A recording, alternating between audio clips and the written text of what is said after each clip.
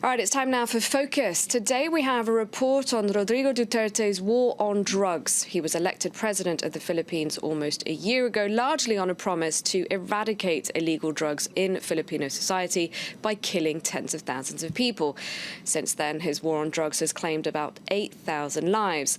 There are allegations of mass extrajudicial executions, but Duterte remains hugely popular. Jack Houston sent us this report. Photographers jam into an alleyway in the slums of Quezon City. The body of John Junar Rivera, a registered crystal meth user, is taken from the crime scene. Rivera is one of 8,000 victims of President Rodrigo Duterte's brutal war on drugs that have been killed since July. According to his sister-in-law, he was shot by an unidentified group of men. One guy entered, then another two men followed. They were wearing a mask. What kind of mask was it? Their face and hair were covered. Duterte was forced to put anti-drug operations on hold in February after diplomatic outrage over the kidnap and killing of a South Korean businessman by rogue cops. But while at a lesser level, the killings have continued, creating an endless procession of wakes attended by Manila's press pack. Many victims are killed by vigilantes. Despite widespread public support for the drug war, a small nexus of whistleblowers and activists are fighting back. Brother June Santiago is a member of Rise Up, a collective of church members that seeks to document the human cost of the violence. I started photographing the crime scene last December 1.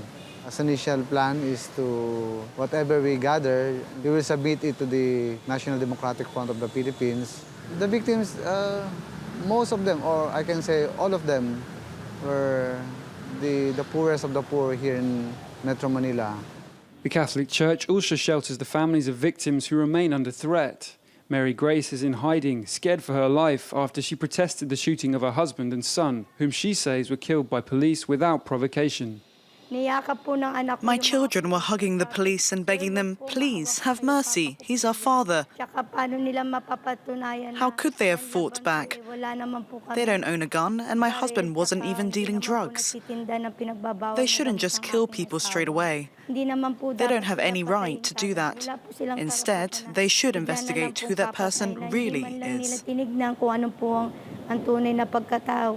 Contrary to the account of Mary Grace and many more like her, Philippine National Police spokesman Leonardo Carlos denied that the police shot suspects unless fired on first. No, we did not violate their human rights. We did not conducted any illegal killings. They were shot without trial. They were not killed because we wanted them killed. We're the first person that we don't want anybody getting killed. But if you are confronted at that point, when a gun is directed to a police officer, we will have to defend ourselves. What do you think of the claims that many of those guns which were found with corpses had been planted there and often didn't appear to be even holding the trigger? Internal Affairs has conducted the investigation. Majority of these have been dropped and closed because there is nothing there. The numbers of deaths resulting from police operations have reduced in recent weeks, but adding to concerns of rights violations are claims that the police outsource their work to hired killers. I travelled with a local journalist to meet with Edgar Matabato, an alleged former member of the so-called Davao Death Squad, who claims he killed for now President Duterte while he was mayor of Davao City. The journalist's face has been blurred for security reasons, and to ensure Matabato's location remains secret, we were blindfolded for the journey. 45 minutes later, we arrived at a mountain hideout to meet with the self-confessed killer. I want the whole world to know what Mayor Duterte did when he was still mayor. That he ordered the killings, and my conscience is haunting me. I felt guilty that we killed 3 women. I don't know if they were innocent or if they were killed because of personal grudges.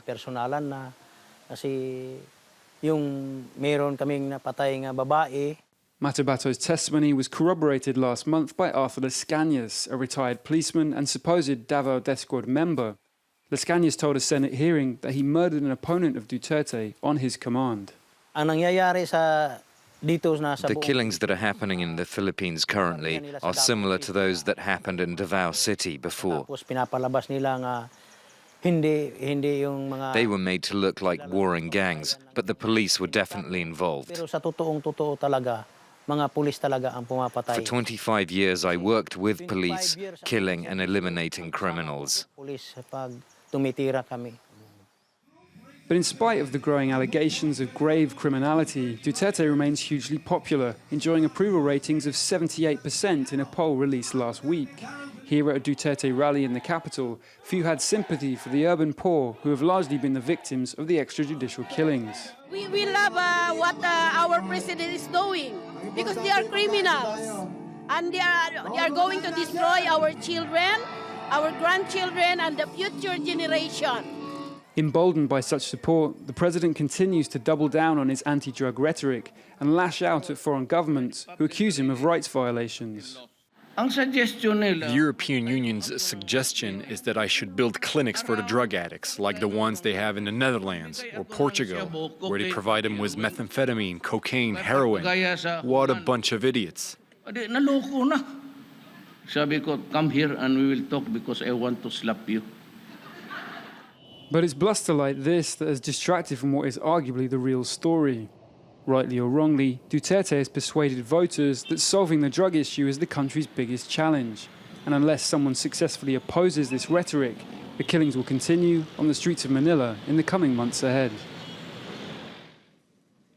For more on this, I'm now joined in the studio by Cécile Coudriot from Amnesty International. Hello, thank you very much indeed for coming in. Now, has Amnesty documented many cases like the one we saw in the report of a woman who says her husband and son were killed for no good reason? Absolutely. Amnesty International conducted some research last February, and we published a report, and the conclusions are just the same. It is definitely a war on drugs, which is also a war on the poor, because the police is completely encouraged by the authorities to the highest degree. The president himself encourages impunity. It's a kind of crime economy, in a way, because they get more benefits when they kill people instead of arresting them. So today we have reached a number of police officers get, when you say benefits, sorry to interrupt, but police officers actually get some sort of bonus? Absolutely, yeah. So it is really a culture of corruption and impunity. So that's why the report that we published last February reached the conclusion that if no reform was started in the police, the next step would be to report the case to the International Criminal Court because of the scale of this repression against drugs. It is thousands of victims, so that it is what we can call crimes against humanity. I'd like to ask you a little bit more about that later on, but you talked about the poor, and we do, Jack Hewson, who made that report there that we just broadcast, interviewed a Rise Up member who says those killed are the poorest of the poor, and you, Amnesty, believes this is, so then, an excuse to target the poor. Why would that be? Why would the authorities want to get rid of the poor? It's not an excuse, it's simply cynically easier. And our research demonstrated, because we met with people who were either relatives of victims or victims themselves who had escaped death, and also ex-policemen or sometimes even armed killers, and they all drew the same conclusion that it is in fact better for them because they earn more money. Literally, it is, I repeat, an economy when they kill people. And if they, for example, investigate a bigger case like a real gang leader, in that case it is a true investigation and it is an arrest, whereas when they organize night raids, in slums, in the poorest areas, then in that case they do not start at all an investigation. They immediately enter the place on a motorcycle, very often, 2 people on this motorcycle, masked, and they kill, they shoot people without even trying to understand the situation before that. So it's because the poor don't have a voice, or they don't have the means, the recourses to actually do anything about this in response? It is true that there is a lot of drug traffic and many drug users in these areas because of so many reasons, including economic reasons. And instead of taking care of these people, Duterte himself said, I have no time for that, or no money for rehab, for example. It is so much easier for him to play on this card of demagogy, in a way, and he knows that how popular he can be. So Amnesty International denounces very firmly this very, alarming drift away from a respect for human rights, especially because it seems to be a trend today. I mean, in the same group of leaders, we have Mr. Putin, Mr. Erdogan, Mr. Trump in a way, and Mr. Duterte. They all have the same rhetoric, a very toxic rhetoric, assumed position of criticizing human rights as if they were part of the problem, whereas we, of course, at Amnesty International believe they are, on the contrary, the solution. There cannot be any security without respect for human rights, and certainly not an answer with the death penalty. Well, Duterte actually says that he claims that Donald Trump told him he's, quote, doing it right. Now, what would you like to see happen then in response to these extrajudicial killings that you, like you say, published a report on in February?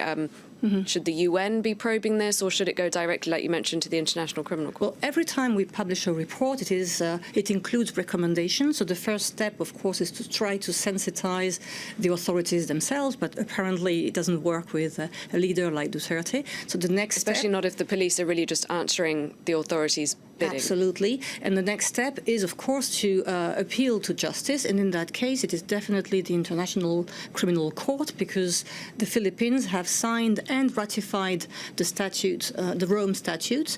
So it means that Mr. Duterte can be brought to court. And finally, we hope that impunity will be put to an end. All right. Well, thank you very much indeed for your time. Cécile Coudriot from Amnesty International. Thank you for watching. I'll be back in a few minutes with a full news roundup. Stay tuned to France 24.